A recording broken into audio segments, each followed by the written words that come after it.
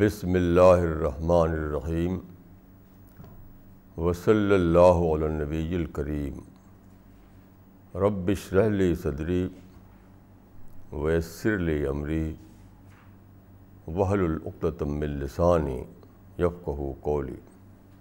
یہ درس قرآن کے سلسلے کی ایک کڑی ہے۔ آج میں کچھ آیتوں کو لے کر یہ بتانے کی کوشش کروں گا کہ قرآن کو سمجھنے کے لیے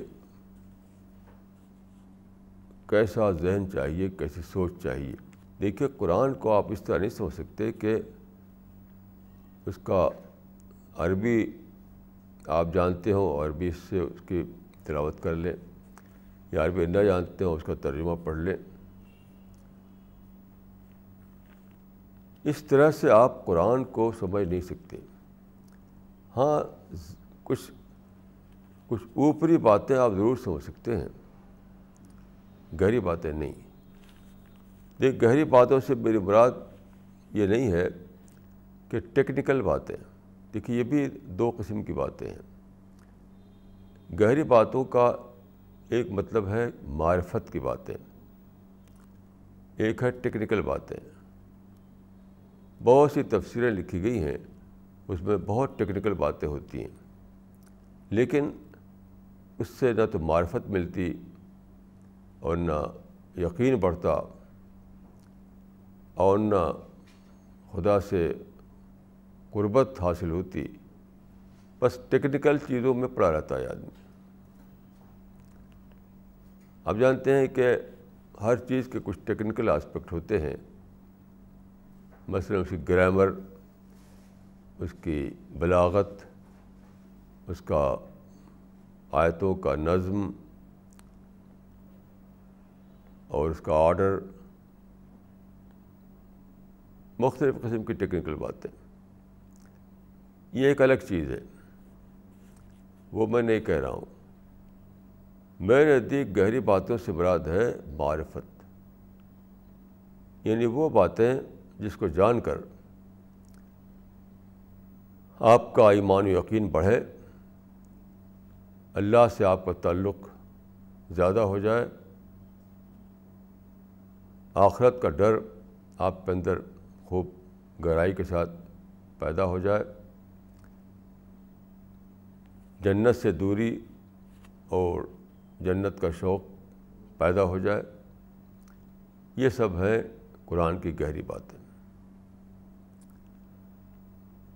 تو خود حدیث میں یہ بتایا گیا ہے کہ قرآن میں دو سطحیں ہیں اس کو سمجھنے کے لیے۔ لِكُلِّ آیَةٍ مِّنْهَا ظَاہِرٌ و بَاطِنٌ۔ قرآن کی ہر آیت کا ایک ظاہری مفہوم ہے اور اس کا گہرا مفہوم ہے۔ تو یہ بہت ہی زیادہ اہم ہے، کیونکہ صرف ظاہری طور پر کچھ باتیں آپ سمجھ لیں تو اس سے کوئی خاص فائدہ نہیں ہوگا۔ مثال کے طور پر آپ نے قرآن میں یہ آیت پڑھی کہ پہلی ہی آیت ہے الحمدللہ رب العالمین۔ اس سے آپ نے یہ لیا کہ کوئی بات ہو تو آپ کہہ دیں الحمدللہ۔ تو یہ بہت ہی سطحی اور ظاہری بات ہوئی۔ نہیں، اس کا مطلب یہ ہے کہ آپ خدا کو اتنی ایسی عظمتوں کے ساتھ دریافت کریں کہ آپ کے اندر ایک حمد کا طوفان برپا ہو، شکر کا ایک زلزلہ پیدا ہو آپ کے اندر، اور پھر آپ کہہ پڑیں الحمدللہ رب العالمین۔ اس طریقے سے دیکھیے، قرآن میں ہے قل هو اللہ احد، کہو کہ اللہ ایک ہے۔ اب اس کا ٹیکنیکل آسپیکٹ یہ ہے کہ آپ بس گنتی کے معنوں میں یہ سمجھ لیں کہ خدا ایک ہے، دو نہیں ہے، تین نہیں، چار نہیں ہے۔ تو یہ گنتی کے معنوں میں، یعنی ٹیکنیکل معنوں میں خدا کو جاننا ہوا۔ دوسرا کیا ہے کہ آپ کائنات کی عظمتوں میں خدا کی بڑائی کو دریافت کریں. آپ یہ دریافت کریں کہ ایک خدا ہے جس نے کریٹ کیا ہے ساری چیزوں کو. وہی خدا سسٹینر ہے, وہی خدا سب چیز کا کنٹرول اسی کے ہاتھ میں ہے. اس کو بطور دریافت آپ جانیں, پھر کہیں کہ خدا ایک ہے, یعنی ساری بڑائیوں کے ساتھ خدا ایک ہے. تو یہ گہری بات ہوئی, یعنی گہرے معنی میں اللہ کو جاننا ہوا. تو قرآن میں ہے کہ لیدبروا آیاتہ, قرآن اترا کس لیے؟ لیدبروا آیاتہ, تاکہ لوگ غور کریں اس کی باتوں پر, تاکہ لوگ غور کریں اس کی آیتوں پر. تو مقصد قرآن کو بھیجنے کا یہ ہے کہ لوگ اس کی آیتوں پر غور کریں, اور پھر اس کے اندر جو معنی چھپے ہوئے ہیں, جو میننگ چھپی ہوئی ہے, اس کو دریافت کریں. تو اس سے کیا ہوگا؟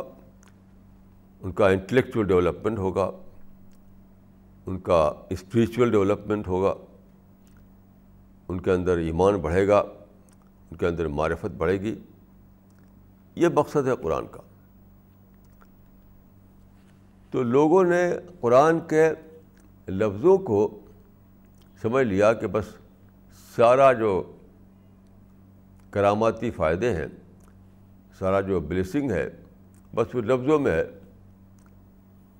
مسٹیریس طور پر انہوں نے لفظوں کو سمجھ لیا کہ کوئی ایسی چیز ہے کہ بس لفظوں کو دہرا دو تو بس ساری بلیسنگ تو کو مل جائے گی دنیا سے لے کر آخرت تک. یہ ہرگز مطلب نہیں ہے قرآن کا. ایک حدیث میں آتا ہے کہ ایک آدمی نے حضرت عائشہ کے سامنے ایک شخص کی تعریف کی ایک شخص کی. ان کا کہ وہ تو ہر دن ان رات دن کے بیچ میں ایک بار قرآن ختم کر لیتے ہیں. نہیں, کئی لوگوں کے بارے میں انہوں نے کہا کہ بہت تھوڑی مدت میں قرآن کو ختم کر ڈالتے ہیں. وہ پڑھتے ہیں وہ ختم کر لیتے ہیں. تو حضرت عائشہ نے کہا کہ اولئک قرؤ ولم یقرؤ, اولئک قرؤ ولم یقرؤ, انہوں نے قرآن کو پڑھا مگر انہوں نے قرآن کو نہیں پڑھا. تو کہ لفظوں کو دہرانا یہ حضرت عائشہ کے نزدیک قرآن کو پڑھنا نہیں تھا. قرآن کو پڑھنا یہ تھا کہ اس کے معنی پر غور کیا جائے, اسے نصیحت لی جائے, اسے تقویٰ کی غذا لی جائے, اس سے جہنم کا ڈر اور جنت کا شوق لیا جائے. یہ سب باتیں ہیں. تو انہوں نے کہا کہ اولئک قرؤ ولم یقرؤ. میں خود ایک بار ایک سفر میں ایک صاحب میرے ساتھ تھے, تو وہ کوٹ پہنے ہوئے تھے, تو کوٹ کے اندر کے جیب میں انہوں نے قرآن کا ایک چھوٹا سا نسخہ رکھ لیا تھا. چھوٹا سا نسخہ, ایسا سمجھ لیجیے, اتنا بڑا. تو میں نے دیکھا کہ راستے میں وہ جہاں موقع ملتا ہے وہ کھول کر پڑھنے لگتے ہیں. تو میں نے ان سے پوچھا, تو انہوں نے کہا کہ میں ہر مہینے 2 بار ختم کرتا ہوں, مہینے میں 2 بار, اور ایسے ہی میں 14 سال سے کر رہا ہوں. 14-15 سال سے میں یہی کر رہا ہوں کہ ہر مہینے میں 2 بار قرآن کو ختم کرتا ہوں. تو میں نے کہا کہ ٹھیک ہے. اچھا, اب یہ بتائیے کہ قرآن کا خلاصہ کیا ہے؟ اتنی بار پڑھا ہے آپ نے, تو اگر کوئی آدمی پوچھے آپ سے کہ قرآن کی تعلیمات کا خلاصہ کیا ہے, تو انہوں نے کیا جواب دیا؟ ان کا اس ایسے سے تو ہم نے سوچا نہیں. اب غور کیجیے, اور کیا ایسے سوچنے کی ہے؟ یہ تو سوچنا ہی ہے, اور کیا سوچنا ہے؟ وہ اس سادہ سوال کا جواب نہیں دے سکے کہ قرآن کا خلاصہ کیا ہے. تو پھر میں نے کہا کہ دیکھیے, قرآن کی پہلی آیت جو ہے وہی قرآن کا خلاصہ ہے، وہ ہے الحمدللہ رب العالمین۔ یعنی خدا کی نعمتوں کو، خدا کی بلیسنگ کو اس طرح سے دریافت کرنا کہ آپ کے اندر ایک تھرل پیدا ہو جائے، شکر کا تھرل، اور پھر آپ کہہ پڑھیں الحمدللہ رب العالمین۔ یہ ہے خدا کو اس کی عظمتوں کے ساتھ اکنالج کرنا۔ تو میں نے کہا کہ خدا کو آپ اکنالج کر سکیں علم کے درجے میں، شعور کے درجے میں، فائنڈنگ کے درجے میں، معرفت کے درجے میں، یہ ہے قرآن کا خلاصہ۔ تو آپ غور کیجیے کہ ایک آدمی کہتا ہے کہ میں 14 سال سے قرآن کی تلاوت کرتا ہوں، ہر مہینے میں 2 بار ختم کرتا ہوں، لیکن وہ یہ نہیں بتا پاتا کہ قرآن کا خلاصہ کیا ہے۔ تو دیکھیں، یاد رکھیں اچھی طریقے سے کہ قرآن کے لفظوں کو دہرانا یہ قرآن کو پڑھنا نہیں ہے۔ قرآن کے اندر جو میننگ ہے، جو گہرے معنی ہیں، غور کر کے اس تک پہنچنا، یہ ہے قرآن کو پڑھنا۔ تو یہ غلو ہے میرے نزدیک، غلو، کہ آپ یہ مان لیں، یہ یقین کرنے لگیں کہ قرآن کے لفظوں میں کوئی بہت کراماتی شعبدہ ہے، لفظوں میں کوئی بہت کراماتی صفت ہے، بس لفظوں کو بلا سمجھے بھی دہرا لیا تو یہ ہو جائے گا، وہ ہو جائے گا۔ یہ بالکل درست نہیں ہے۔ اب دیکھیں کہ سورہ عنکبوت میں، سورہ العنکبوت قرآن کی ایک سورہ ہے، اس میں ایک آیت اس طرح آئی ہے قرآن کے بارے میں کہ بل ہوا آیات بینات فی صدور الذین اوتوا العلم، کہ قرآن روشن آیتوں کا نام ہے۔ قرآن روشن آیتیں ہیں، کھلی ہوئی آیتیں ہیں، مدلل آیتیں ہیں، جو اہل علم کے دلوں میں ہیں، in the hearts of those who are granted knowledge, in the hearts of those who are granted knowledge. اب عام طور پر کیا سمجھتے ہیں لوگ، یہاں بھی حافظہ کے معنی میں لے لیا کہ صحابہ کرام جو تھے، جب رسول اللہ پر قرآن اترتا تھا تو وہ لوگ، ان کے حافظے اس زمانے میں لوگوں کے بہت اچھے ہوا کرتے تھے۔ یاد رکھیے، پرنٹنگ پریس سے پہلے ساری دنیا میں لوگوں کے حافظے اچھے ہوتے تھے، کیونکہ اس زمانے میں حافظہ ہی تو ذریعہ تھا، حافظے کو استعمال کیا جاتا تھا۔ تو انسان کے جس حصے کو زیادہ استعمال کیا جائے وہ حصہ قوی ہو جاتا ہے۔ تو چونکہ اس زمانے میں حافظہ بہت زیادہ استعمال ہوتا تھا، اس زمانے میں کتاب نہیں تھی، چھاپے خانے نہیں تھے، پرنٹنگ پریس کا زمانہ ابھی نہیں آیا تھا، تو ظاہر ہے کہ حافظے بہت اچھے تھے اس زمانے میں، تو لوگ بہت آسانی سے یاد کر لیتے تھے۔ تو بل ہوا آیات بینات فی صدور الذین اوتوا العلم، کہ یہ لوگوں کے دلوں میں ہے، قرآن کی آیتیں لوگوں کے دلوں میں ہے، یہ لے لیا اس کو حافظے کے معنی میں۔ میرے نزدیک کہ بالکل بیس لیس بات ہے، وہ الگ چیز ہے۔ کسی نے حافظہ کیا، حفظ کر کے قرآن کے الفاظ اس کے دل میں یاد ہو گئے، تو وہ ایک الگ مسئلہ ہے، وہ الگ ایشو ہے، اس آیت سے اس کا کوئی تعلق نہیں ہے، اس آیت سے اس کا کوئی تعلق نہیں ہے۔ اب آپ اگر یہ سمجھ لیں کہ اس آیت کا مطلب ہے قرآن کو یاد کر کے اپنے دل میں اسٹور کر لینا اس کے الفاظ کو، ظاہر ہے کہ اس کے معنی تک آپ کی پہنچ نہیں ہوگی۔ اس کا مطلب یہ ہے دراصل معرفت کے معنی میں، اس کا مطلب ہے کہ جو قرآن اتارا جا رہا ہے اس کی معرفت پہلے سے لوگوں کے دلوں میں موجود ہے. دیکھیں قرآن میں کئی آیتیں ہیں جن میں بتایا گیا ہے کہ اللہ نے جب انسان کو پیدا کیا تو اپنی معرفت،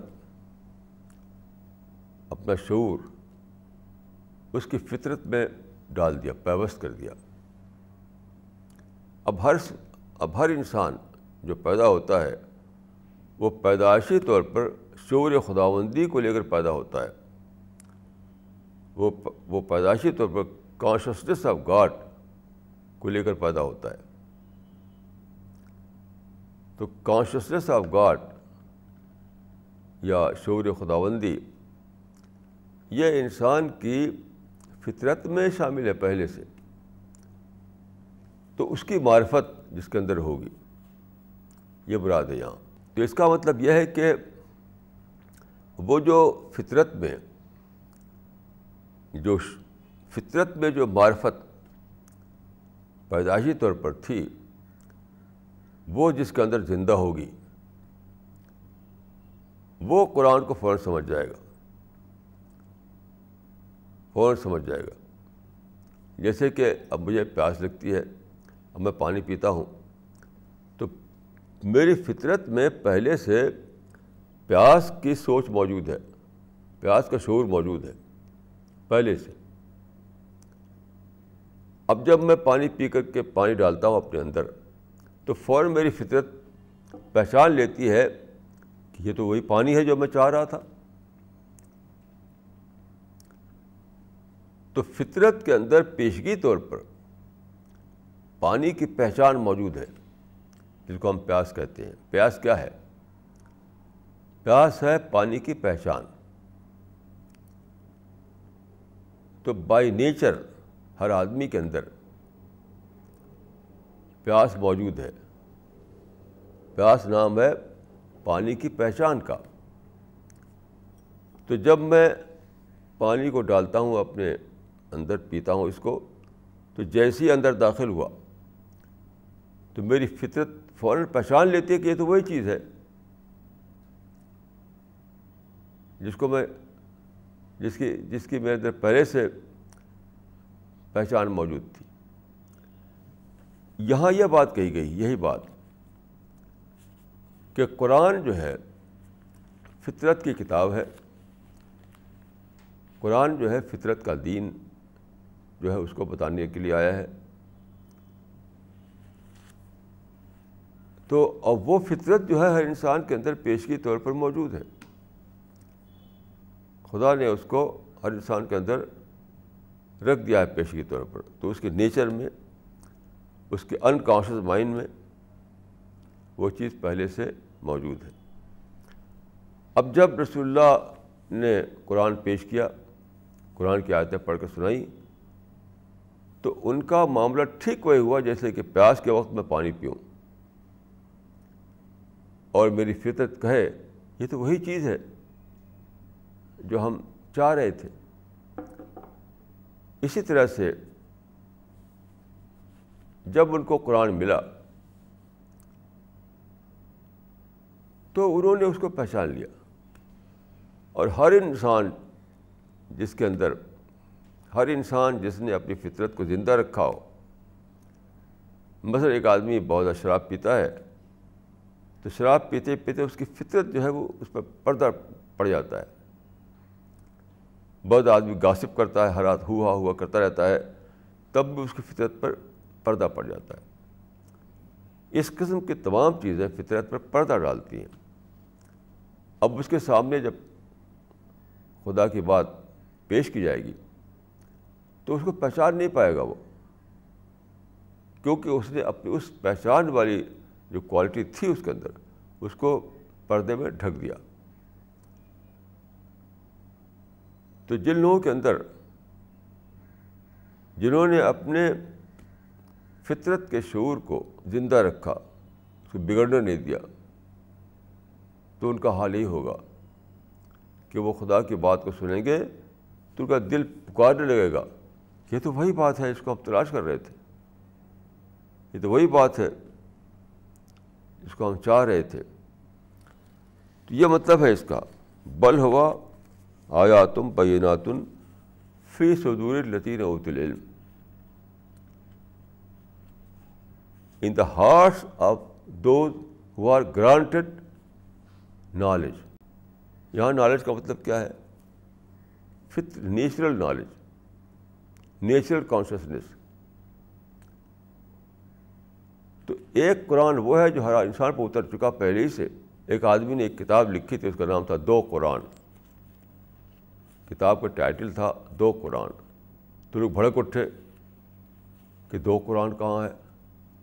میں کہتا ہوں کہ یہ تو خود قرآن سے پتہ چلتا ہے کہ ایک قرآن وہ ہے جو انسان کے اوپر، ہر انسان کے اوپر اتر چکا پیشگی، اور ایک قرآن وہ ہے جو پیغمبر پر اترا. بل ہوا آیاتم بینات فی صدور الذین اوتوا العلم. تو ایک قرآن وہ ہے جو ہر ایک انسان کے اوپر، ہر عورت، ہر مرد کے اوپر اتر چکا. یعنی ہر وہ انسان جو اسٹیچو نہیں ہے، جو پتھر نہیں ہے، اس پہ اتر چکا وہ. اور ایک وہ ہے جو رسول اللہ پر اترا. تو لوگوں پر جو اترا ہوا ہے قرآن، وہ تو بائی نیچر اترا ہوا ہے. رسول اللہ پر جو اترا وہ اینجل کے ذریعے اترا. تو یہ ہے اس کا مطلب. اب آپ اس کا یہ مطلب لے لیں کہ اس سے مراد ہے حفظ کرنا، قرآن کو یاد کرنا، تو یہ اس کی تصغیر ہوگی، یہ اس کا انڈر اسٹیمیشن ہوگا. تو اس کا صحیح مطلب یہ ہے کہ یہ قرآن وہی قرآن ہے جس کی طلب ہر انسان کی فطرت میں پہلے سے موجود تھی. یہ وہی قرآن ہے جس کا تصور ہر آدمی کے اندر پہلے سے موجود تھا. تو قرآن جو ہے پیشگی طور پر ہر آدمی کے اندر وہ انسٹلڈ ہے. تو کرنا کیا ہے؟ ہم اپنی فطرت کو بگڑنے نہ دیں، اپنی فطرت کے اوپر کوئی پردہ نہ ڈالیں. تو فطرت تعصب ہے. تعصب کیا ہے؟ فطرت کے اوپر پردہ ہے. شراب کیا ہے؟ وہ فطرت کو بے حس بناتی ہے. تو اس طرح سے آدمی اپنی فطرت پر پردہ ڈال دیتا ہے، اپنی فطرت کے ٹیسٹ کو بدل دیتا ہے. تو ظاہر ہے کہ اس کے بعد یہ ہوگا کہ وہ اس کے سامنے خدا کی بات آئے گی لیکن وہ پکڑ نہیں پائے گا. دیکھیے، جو حدیث کے اسکالرس ہیں جن کو محدثین کہا جاتا ہے، حدیث کے اسکالرس کو کہا جاتا ہے محدثین. تو محدثین کے بارے میں کہا جاتا ہے کہ بہت زیادہ جب آدمی حدیث کو پڑھتا ہے تو اس کے اندر ایک چیز پیدا ہو جاتی ہے جو کہتے ہیں وہ لوگ معرفت حدیث. حدیث کی معرفت، حدیث کی پہچان. تو حدیث لٹریچر میں زیادہ مشغول ہو آدمی، زیادہ مشغول ہو تو اس کے اندر حدیث کی معرفت پیدا ہو جائے گی. مطلب ایک ذوق پیدا ہو جائے گا، ایک ٹیسٹ ڈیولپ کرے گا. آدمی کے اندر حدیث کا ایک ٹیسٹ ڈیولپ ہوگا کہ سامنے آتے ہی اس کا دل اس کو سمجھ لے گا، اس کا مائنڈ اس کو پہچان لے گا. یہ مطلب ہے معرفت حدیث کا. اسی طرح سے معرفت فطرت ہے.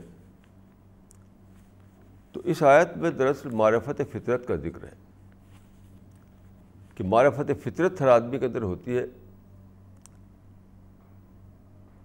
اگر آدمی اس معرفت فطرت کو نہ بگاڑے، اس کے اوپر پردہ نہ ڈالے، تو کیا ہوگا؟ وہ معرفت فطرت کے سامنے جب کوئی سچائی آئے گی تو اندر کی معرفت اس کو فوراً پہچان لے گی اور اس کا ساتھ دے گی. یعنی میں یہ کہنا چاہتا ہوں کہ قرآن کو سمجھنے کے لیے صرف اس کے لفظوں کا معنی آپ جانیں یہ کافی نہیں ہے. آپ کی جو معرفت فطرت ہے وہ جاگی ہوئی ہو, وہ زندہ ہو. اور میں سمجھتا ہوں کہ آدھا مفہوم آپ لیں گے لفظوں سے. جیسے قل هو اللہ احد, کہو کہ اللہ ایک ہے, تو لفظوں سے کیا جانیں گے آپ؟ لفظ یہ جانیں کہ گنتی کے اعتبار سے خدا ایک ہے. کہو کہ اللہ ایک ہے, یعنی گنتی میں وہ 2 نہیں, 3 نہیں, 4 نہیں, 5 نہیں. یہ ہے اس کا یعنی وہ مفہوم جو آپ لفظوں کے ترجمے سے جانتے ہیں. دوسرا مفہوم جو زیادہ اونچا ہے, زیادہ گہرا ہے, اس کا تعلق ہے معرفت فطرت سے. اگر معرفت فطرت زندہ ہے تو آپ واللہ احد کے معنی صرف گنتی کے معنی میں نہیں جانیں گے, بہت بڑی حقیقت کے طور پر جانیں گے. یہ خدا کی یکتائی کو جانیں گے. ایک ہے, دیکھیے, خدا کا ایک ہونا, ایک ہے خدا کا یکتا ہونا. ایک ہونا تو گنتی کے اعتبار سے ہوتا ہے, گنتی کے اعتبار سے وہ ایک ہے. اور یہ یکتا ہونا, یکتا ہونے کا معنی ہے کہ کوالٹی کے اعتبار سے اس کا کوئی ہمسر نہیں, اس کا کوئی ثانی نہیں, اس کے جیسا کوئی نہیں. تو ایک ہے کہ خدا ایک ہے گنتی کے معنی میں, جو ہے کہ خدا یکتا ہے, اس جیسا کوئی دوسرا نہیں کسی اعتبار سے. یہ مطلب ہے اس کا. اسی طرح دیکھیے, قرآن کو سمجھنے کے لیے جیسا کہ میں نے اس سے پہلے کہا ہے کہ مزاج کی بہت زیادہ ضرورت ہے, صحیح مزاج. قرآن کو سمجھنے کے لیے قرآن والا مزاج چاہیے. اگر کسی کے اندر قرآن والا مزاج نہ ہو تو وہ قرآن کو پڑھے گا اور کچھ اور مطلب نکال لے گا اس کا. مثلا قرآن کی ایک آیت ہے کہ وَجَاهِدْهُمْ بِهِ جِهَادًا كَبِيرًا, اور ان سے جہاد کرو, بڑا جہاد قرآن کے ذریعے. اب ایک آدمی جس کا ذہن جہادی ہے, لڑائی والا ہے, قتال والا ہے, ایک ایسا آدمی جب اس آیت کو پڑھتا ہے تو کیا سمجھتا ہے کہ بڑا جہاد کے معنی ہے کہ گریٹ وار, بڑی لڑائی چھیڑو ان کے خلاف. اب وہ اس کے ذہن میں چونکہ بسا ہوا یہ کہ سب سے بڑی چیز لڑائی ہے, یہ نکال لے گا وہ کہ گریٹ وار چھیڑو. اب جس کا مزاج ہو لڑنے بھیڑنے کو بڑی چیز مانتا ہو, جس کا مزاج جو ہے وہ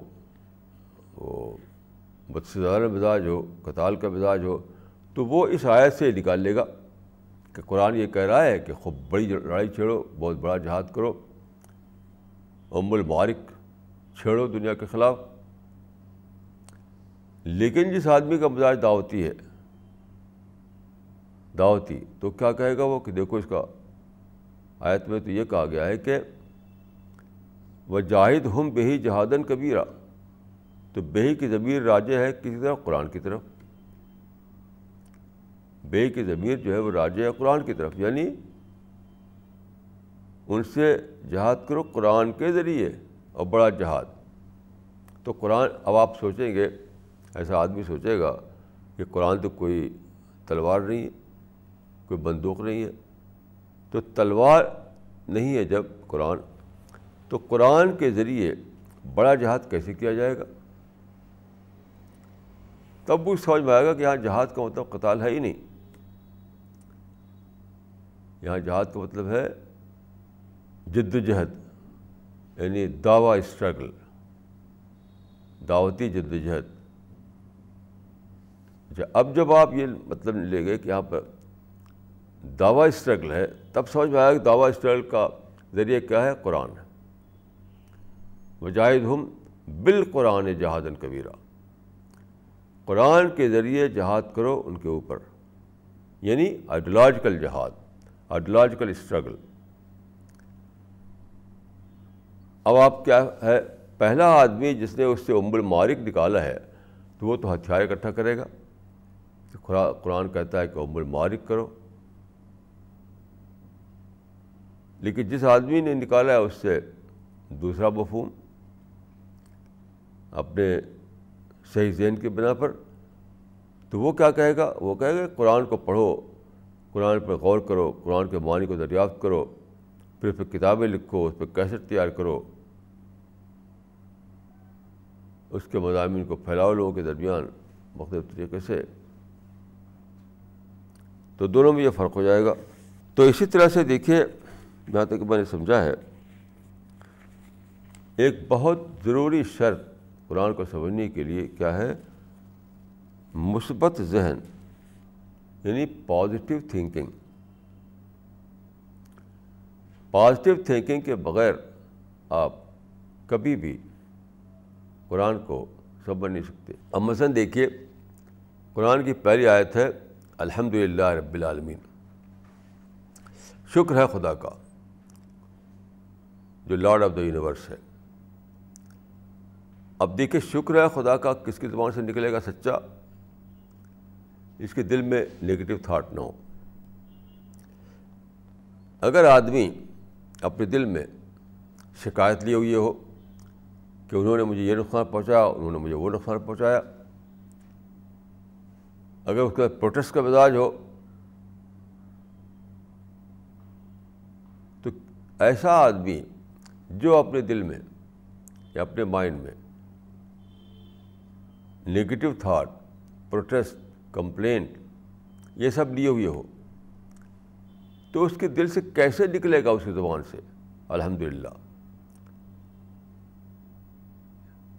یہ سچا الحمدللہ جو ایک تھرلنگ کے طور پر آدمی دریافت کرتا ہے خدا کی نعمتوں کو، پھر اس کی زبان سے نکل پڑتا ہے.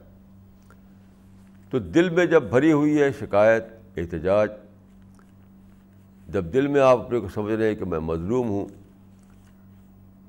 تو کہاں سے نکلے گا الحمدللہ؟ الحمدللہ نکلے گا جبکہ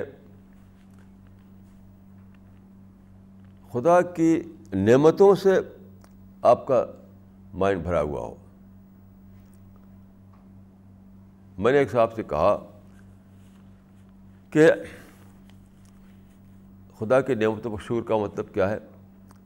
وہ سمجھتے تھے کہ مکان بن جائے بڑا سا تو شکر کرنا ہے، گاڑی مل جائے تو شکر کرنا ہے، بینک بیلنس بن جائے تو شکر کرنا ہے، بچے سیٹل ہو جائیں تو اس پر شکر کرنا ہے. تو میں نے کہا ایسا شکر تو بہت ہی حقیر ہے، یہ تو بہت حقیر شکر ہے. شکر اس پر ہے جو ان نعمتوں پر جو پیدا ہوتے ہی آپ کو مل گئی. اب مثال کے طور پر آپ پیدا ہوتے ہیں جب، تو آپ کو ضرورت ہے آکسیجن کی، بغیر آکسیجن کو آپ زندہ نہیں رہ سکتے. اب سوچئے کہ پیدا ہوئے اور خدا کی طرف سے آکسیجن کی سپلائی شروع ہو گئی. پیدا ہوئے اور آپ کے لیے خدا کی طرف سے لائٹ کی سپلائی شروع ہو گئی. پیدا ہوئے اور ساتھ ساتھ دیکھیے گائے کے تھن میں دودھ آ گیا کہ آپ پی سکیں اس کو، آپ کے ماں کے دودھ آ گیا کہ اس کو پی سکیں آپ. یعنی پیدا ہوتے ہی خدا کی طرف سے نعمتوں کی سپلائی شروع ہو گئی. ابھی آپ نے کمایا نہیں، ابھی آپ نے پڑھا لکھا نہیں، ابھی آپ نے کوئی بزنس نہیں کیا، لیکن خدا کی نعمتیں چلی آ رہی ہیں، چلی آ رہی ہیں، چلی آ رہی ہیں. تو جب اس طریقے سے آپ خدا کے کو دریافت کریں گے تب سچا شکر آئے گا، ورنہ شکر نہیں آ سکتا ہے. تو یہ ہے، اس کا مطلب یہ ہے کہ آلریڈی جو کچھ مجھے ملا ہوا ہے اس پر شکر، نہ یہ کہ مجھے بعد کو جو ملنے والا ہے اس پر شکر. یعنی بعد کو ملنے والا یہ ہے کہ بڑا سا مکان بن جائے، بڑی سی گاڑی ہو جائے، بڑا سا بینک بیلنس ہو جائے. تو یہ وہ چیزیں ہیں جو بعد کو ملتی ہیں، کسی کو نیوی ملتی ہیں، لیکن جو بغیر کسی تفریق اور تقسیم کے ہر ایک کو آلریڈی ملی ہوئی ہے، اس میں جب آپ شکر کی غذا دریافت کریں گے تب وہ بڑا شکر ہوگا،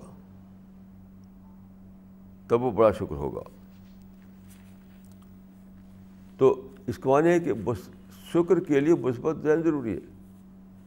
یعنی دنیا میں نقصان ہو تو اس کو بھلا دینا، کوئی گالی دے تو اس کی پرواہ نہ کرنا، کوئی آپ کے خلاف کچھ کرے تو اس کو اگنور کرنا.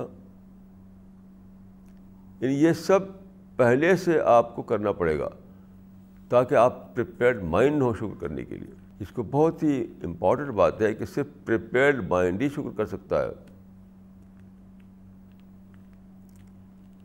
صرف پریپیئرڈ مائنڈ ہی شکر کر سکتا ہے، کیونکہ اگر پریپیئرڈ مائنڈ نہیں تو کیا ہوگا، ہر قدم پر کچھ نہ کچھ ایسی بات ہو جاتی ہے جو انپریزنٹ ہو ہمارے لیے، جس میں پرووکیشن ہو.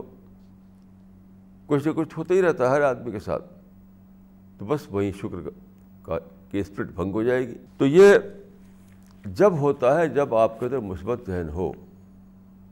مثبت ذہن کا مطلب کیا ہے؟ مثبت ذہن کا مطلب یہ ہے کہ giving positive response in the negative situations. کیونکہ نیگیٹو سچویشن تو رہتی ہے.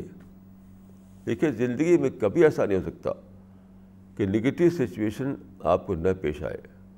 زندگی جو ہے ایسی جیسے کہ گلاب کے پھول میں ایک طرف پھول ہے ایک طرف کانٹا بھی ہے، ایسی زندگی بھی ہے کہ زندگی کبھی بھی کانٹوں سے خالی نہیں ہو سکتی ہے. تو جب زندگی کانٹوں سے خالی نہیں، لقد خلقنا الانسان فی کبد، ہر وقت زندگی میں کچھ سیڈ ایکسپیرئنس ہے، ہر وقت زندگی میں کوئی پرووکیشن ہے، ہر وقت زندگی میں کوئی ان پریزنٹ سچویشن ہے. کیونکہ زندگی چیلنج ہے، یہ زندگی مسابقت ہے، زندگی میں ہر وقت کمپٹیشن ہے. ہر آدمی اپنے انٹرسٹ کے لیے دوڑ رہا ہے، ہر آدمی اپنی فریڈم کو یوز کرنا چاہتا ہے. ان سب چیزوں نے سماج کو، انسانی سماج کو کانٹوں سے بھر دیا ہے. ایسی حالت میں آپ کیسے الحمدللہ کہیں گے، کیسے خدا کا شکر کریں گے؟ یاد رکھیے منفی ذہن کبھی خدا کا شکر نہیں کر پاتا. ایسا ذہن، ایسا مائنڈ جس میں شکایتیں ہوں، پروٹیسٹ ہو، کمپلینٹ ہو، نفرت ہو، انٹالرنس ہو، اس کی زبان سے سچا شکر ادا نہیں ہوگا. تو سچا شکر کب ادا ہوگا؟ جب کہ آپ کا سینہ خالی ہو ان باتوں سے. تو خالی کب ہوگا؟ جب آپ یہ کر سکیں، جب آپ کو یہ آرٹ آتا ہو کہ جب بھی کوئی ان پلیزنٹ سچویشن آتی ہے اسی وقت اس کو ڈیفیوز کر دیں، اسی وقت، دین اینڈ دیر، تاکہ آپ کی پازیٹیوٹی باقی رہے. آپ کی پازیٹیوٹی میں کسی قسم کا نگیٹو آئٹم شامل نہ ہونے پائے. تب جا کر آپ اس قابل ہوں گے کہ آپ کہہ سکیں بہت ہی گہرے معنی میں کہ خدایا تیرا شکر ہے، الحمدللہ رب العالمین. ورنہ لپ سروس آپ کریں گے، اور لپ سروس کی کوئی ویلیو نہیں خدا کے نزدیک. خدا کے نزدیک لپ سروس کی کوئی ویلیو نہیں، کچھ بھی نہیں. وہ تو ایک خدا کے نزدیک تو وہ ہپوکریسی ہے. سب چیز کا تعلق یاد رکھیے کہ اسپرٹ سے ہے. رسول اللہ صلی اللہ علیہ وسلم نے ایک بار لوگوں کو نصیحت کی. نصیحت کرتے ہوئے آپ نے فرمایا کہ التقویٰ ہاں ہونا، تقویٰ یہاں ہے، یعنی دل میں ہے. التقویٰ ہاں ہونا، تقویٰ دل میں ہے. اس معنی کہ تقویٰ جو ہے کسی شکل کا نام نہیں ہے، کسی حلیے کا نام نہیں ہے،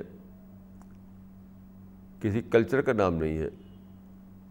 تقویٰ اندر کی اسپرٹ کا نام ہے. اسپرٹ نہیں تو تقویٰ بھی نہیں. تقویٰ اس کا نام نہیں ہے کہ آپ خاص طرح کپڑا پہن لیں، خاص طرح کی ٹوپی سر پر رکھ لیں اور خاص طرح کے الفاظ بولتے رہیں. یہ سب کچھ نہیں ہے. التقویٰ ہاں ہونا، تقویٰ تو یہاں ہے. یعنی خارجی برتاؤ جو ہے اس کو آپ کتنے ہی کریں تو وہ تو مینرس میں شمار ہوگا. مینرس وہ تقویٰ میں شمار نہیں ہوگا. آپ کبھی جائے کسی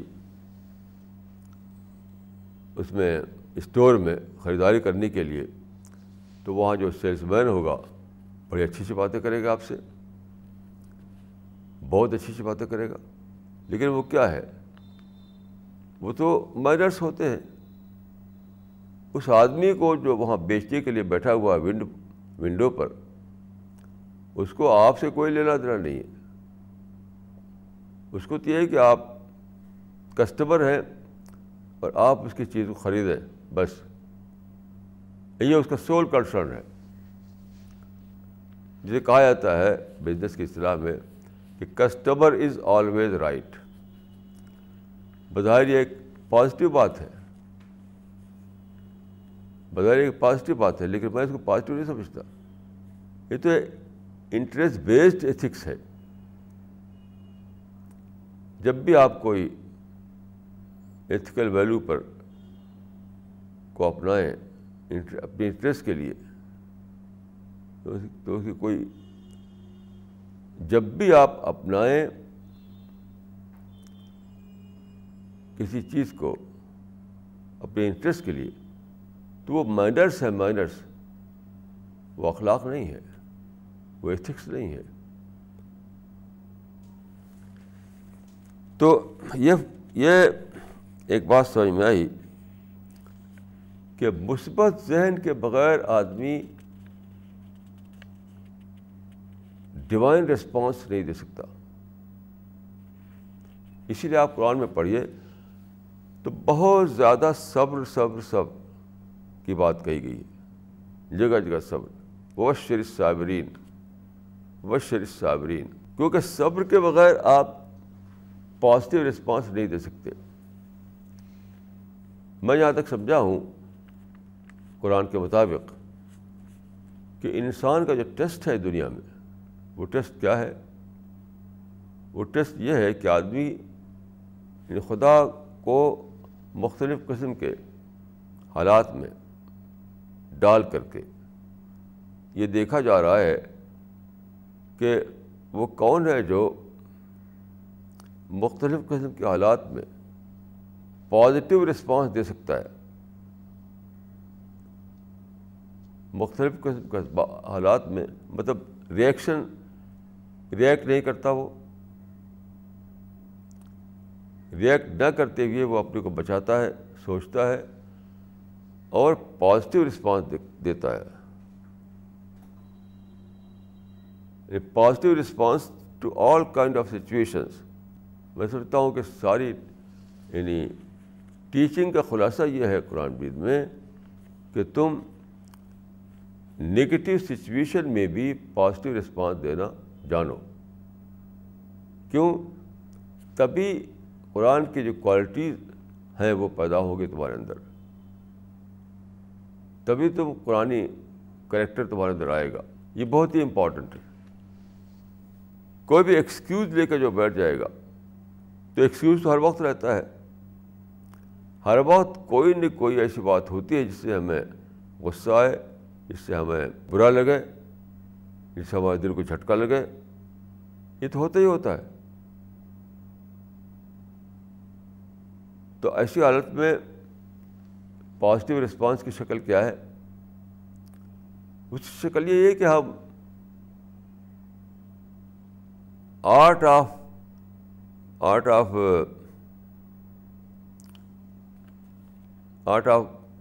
یعنی نگیٹیوٹی مینجمنٹ جانیں،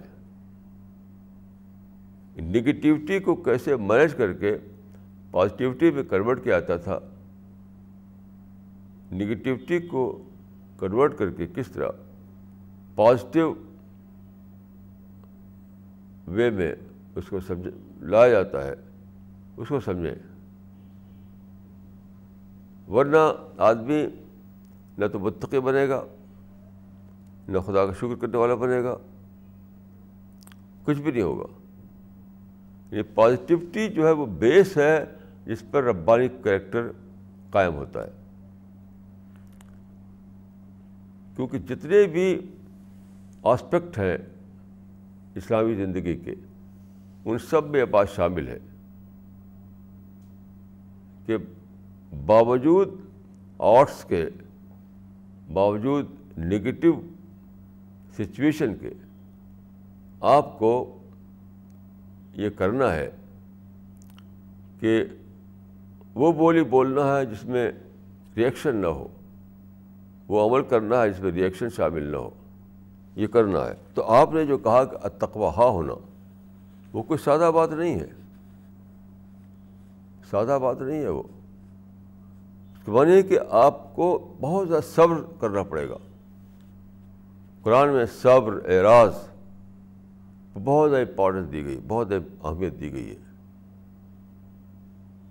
کیونکہ دنیا جو دیکھیے ٹیسٹ کے لیے ہے.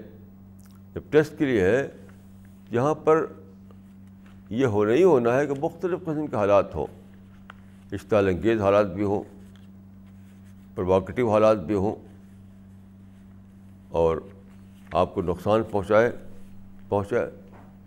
بار بار، یہ سب ہونا ہی ہونا ہے.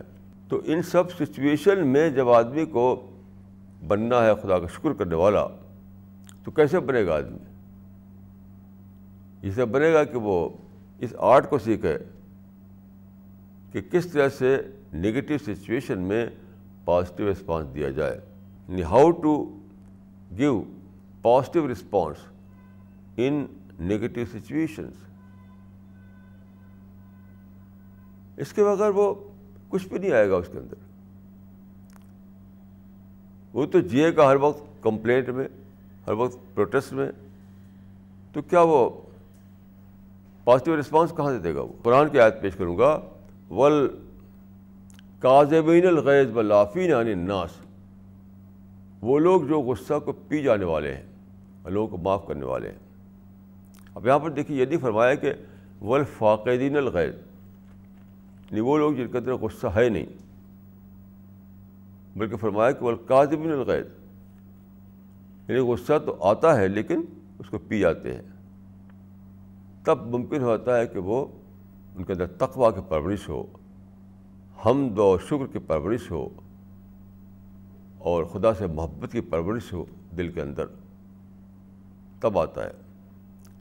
تو قرآن میں والکاظمین الغیظ فرمایا، غصے کو پی جانے والے. یہ نہیں فرمایا کہ والفاقدین الغیظ، کہ جن کے اندر غصہ ہے ہی نہیں. تو انسان کو فرشتہ نہیں بنایا گیا کہ غصہ نہ آئے، اس کو غصہ آئے گا لیکن اس کو پی جانا ہے، اس کو مینیج کر لینا ہے. تو so you have to know the art of anger management. You have to know the art of anger management. غصے کو مینیج کرنا یہ آنا چاہیے آپ کو. تو خلاصہ یہ ہے کہ مثبت نفسیات جب آپ کے اندر ہوگی تبھی آپ خدا کے سچے بندے بن سکیں گے. اقول قولی ھذا واستغفر اللہ لی ولکم اجمعین.